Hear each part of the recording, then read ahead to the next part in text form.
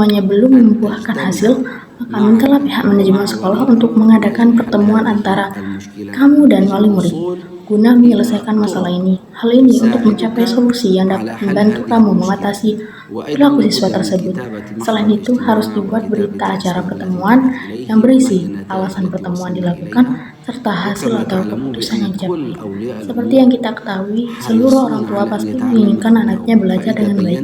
Jika kamu sebagai guru yang profesional menjelaskan dengan cara yang sopan dan santun bahwa kamu ingin mengajarkan siswa tersebut dengan sebaik-baiknya, namun ia tidak mau bekerja sama, para orang tua tentu akan membantu kamu mengatasi masalah ini. Insya Allah dalam pertemuan-pertemuan berikutnya, saya akan menyampaikan metode lain yang dapat membantu guru mengelola kelas dengan baik. Semoga pengalaman yang telah saya coba ini juga bermanfaat bagi kamu. Silahkan coba dan dengan izin Allah pasti akan berhasil. Assalamualaikum warahmatullahi wabarakatuh.